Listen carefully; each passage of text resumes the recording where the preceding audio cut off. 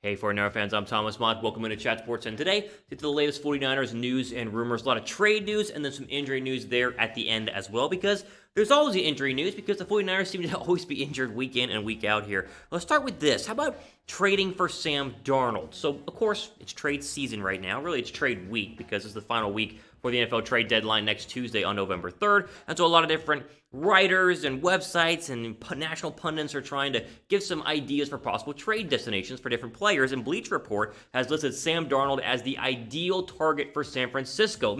Jets quarterback, former first-round draft pick, Sam Darnold, as a possible let's just say, trade candidate for San Francisco. So this all stems off of people assuming that Jimmy Garoppolo is still not cemented as the starting quarterback in San Francisco, even though the front office, GM, head coach, everybody there has said he is. People still want to speculate and think that Jimmy Garoppolo is not the future in San Francisco, which is ridiculous, and I've said is dumb, and people are insane for thinking this, and yet here we are, people going back to the week before the 49ers played the Jets in week 2, and how Kyle Shanahan said he liked what he saw from Sam Darnold, been a fan of his, and so the speculation is there. Let's just say this. I get that this is a rumor, and I get that this makes a lot of sense in terms of, if you didn't like Jimmy Garoppolo, but the Niners like Jimmy Garoppolo, and Jimmy Garoppolo is going to be the quarterback of the future in San Francisco. If I'm wrong, I'll eat my own words. I'll come on the 49ers report. If they trade Sam Darnold, or if they trade for Sam Darnold, or trade Jimmy Garoppolo before the deadline, I'll come on here, and I'll be straight up. I'll be like, I was wrong. Excuse me, I'm an idiot, but odds of that happening are very, very slim, so I'll stand by my guns here. Here was the quote from Shanahan in September saying, quote, I'm a big fan of Sam's, very good player, he's going to have a very good career in this league, he makes a lot of plays, if you're not on your stuff, if you let him get comfortable back there, he'll pick you apart as good as any quarterback, he can throw it very well, and he sees the field extremely well. So there's some high praise for Sam Darnold. The problem is, I'm pretty sure Kyle Shanahan has given high praise to every quarterback the 49ers have faced so far this season, and every single season, meaning the only thing we can assume from that is that he wants to trade for every quarterback, right? No, unfortunately. Now listen, Darnold's having a rough year. 3 touchdowns, 6 picks. We all understand that the Jets are absolutely garbage. The Jets have a decision to make. This is part of the whole trade prediction here by Bleacher Report is that the Jets might be in the Trevor Lawrence sweepstakes, so they might want to trade Sam Darnold. So who knows? Maybe you get him for a cheap deal and you bring him in and then you have to start. You can just kind of be behind Jimmy Garoppolo. But you create a quarterback controversy and your team goes from good to bad very, very quick. Remember, if you have 2 quarterbacks, you have no quarterbacks, as the age-old saying goes, in San Francisco. I'll leave it up to you, though. Would you want to trade for Sam Darnold? Type Y down below for yes, type N down below for no. Okay, now here's a trade that actually to me makes sense, and that is logical, and so we'll break it down here. It's Everson Griffen on the trade blocks. This is actually real hard news, not just some Bleacher Report article predicting something potentially. This is real stuff. So there is multiple reports saying that Everson Griffen is on the trade block for the Dallas Cowboys. As we know, of course, Dallas has been abysmal this year, and they have a bunch of injuries, and so they signed Griffen this offseason, and so if you wanted to go ahead and trade for Everson Griffen, you would only get him for half a year rental, but he'd be a cheap, less than $3 million a year, half a year rental, and we know San Francisco needs pass rush help. This just makes a ton of sense. I would be all for this deal if you are San Francisco. They did trade for Jordan Willis from the Jets a couple of weeks ago, or I think it was last week, but that's not really an actual D-end help that can go ahead and play on the field right now. Griffen would immediately start on this team and be a great, not only starter, but still rotate in there as a pass rusher. I would take Griffen in a heartbeat for the right price. Do you guys agree? Drop a like right now.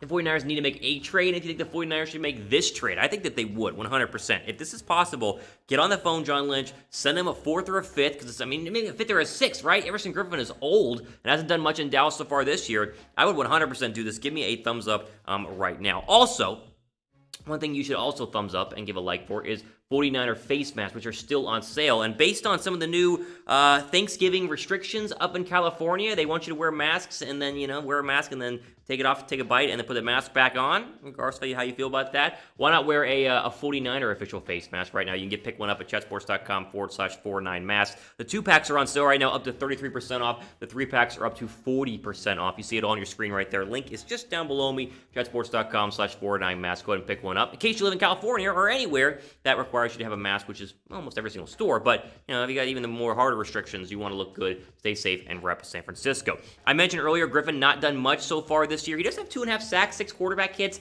Again, Dallas's D-line has been very underwhelming so far this year. I'm not the first person to say that, but the fact that they could be sellers means that you could get Everson Griffen for a very, very cheap price, because it looks like Dallas could be going into a rebuild in 2021, and so they take a 5th or a 6th round draft pick. If you could get a 6th for Everson Griffen, done right now. Signed, sealed, delivered, I would do it. A 5th, yes. A 4th, Maybe, but of course you know how badly banged up the 49ers have been at DN. They tried to solve things with Ziggy Ansah. Solomon Thomas was starting to play better, and both of them got injured, and obviously you remember what happened with Nick Bosa and D4. There are some other defensive ends that are possibly being floated around as trade candidates. Some of these are too big of names to make sense. Ryan Kerrigan, I don't see happening. He would cost too much. This whole J.J. Watt idea has had zero basis for actually being a rumor, but still writers want to talk about Watt. Watt is not going to be traded. I can almost guarantee that. Dunlop has had some rumors there. He's like Everson Griffen. There's some real meat behind that one. No rumors from Takk McKinley. I would know. I work here in Atlanta and understand what's going on with the Falcons. So there's your updates on some DNs. I think, again, the Darnold thing is just a wide rumor. I think there'd be some meat there on the Griffen trade. If you were going to make a trade for a player, I think it would be for a defensive end. Name a player, though. I just gave you 4 more guys. Kerrigan, Dunlop, Takk, and J.J. Watt. Name one that you would want to trade for, and maybe one that you realistically think would be traded. Let me know what you guys think down below in the comments section. All right, there's your trade news. Let's get to your injury news. We mentioned this yesterday, but it is official. Jeff Wilson Jr. headed to injured reserve. He will be on short-term IR and will miss at least a month, according to multiple reports inside San Francisco. It is a high ankle sprain, which seems to be the injury of the year for San Francisco. You get a high ankle sprain. You get a high ankle sprain. I just sprained my ankle walking up to this room. It's insane how many people are getting high ankle sprains. Again, short-term IR, at least three games, although they're saying at least a month. And with the 49ers schedule, that's a lot of the big games. It's a big blow because he was fantastic in the Patriots game and honestly was going to get a lot more touches going forward with all of the injuries that they have had so far this year. Just add Jeff Wilson Jr. to the list. I mentioned high ankle sprains. I told you, look, Garoppolo had one, Mostert, Jeff Wilson, Quan Alexander. I mean, the amount of high ankle sprains they've had. It's unbelievable. It's incredible what's going on in the NFL just based on what's happening this year. Your current depth chart is probably going to look like this. McKinnon will be your number 1, Hasty your number 2. They're going to have to sign somebody else because Mostert's not ready, and you don't have any sort of possibility. Mostert is not ready, and then obviously, like we said, Jeff Wilson is not there, so it'll be McKinnon and Hasty as your 1 and 2. There's a slight chance Tevin Coleman could play this week, kind of a little side bonus news here, but not till probably the end of the week will we know for sure. Actually, Niners Nation has a great write-up on this saying, quote, Shanahan said that Tevin Coleman has a chance to get back on the practice field this week, but I think that will be a late end of the week decision. I'll be curious to see if Coleman tries to push harder to play now the Niners are down to 2 running backs. So you could see a scenario where Coleman is activated but doesn't play a lot, more of an emergency third running back. But I wouldn't be surprised if they promote somebody from the practice squad, sign somebody to the practice squad, or just add somebody to be the third running back because if McKinnon got hurt and you're just dealing with Hasty, I'm a big Hasty guy, but if Coleman could come back this week, that would be huge. Although, again, everything we've read and heard is that he could practice this week, but playing on Sunday against Seattle is just not a very likely thing overall.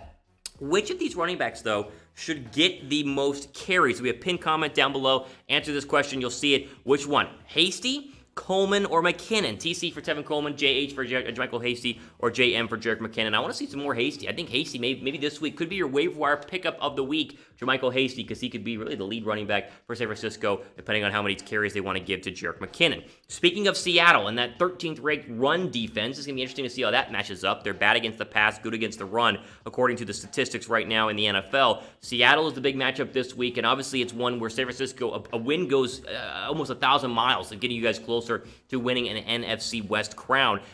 Interesting matchup right now, and obviously the line is going to shift as we go on here, but if you guys want to get ahead and bet on this game, do it with our friends at chatsports.com/49bet. Use our promo code Niners125 for that 125% deposit bonus, which a lot of people have said, fantastic. People DM me, great stuff here, so I encourage you guys to jump on at chatsports.com/49bet.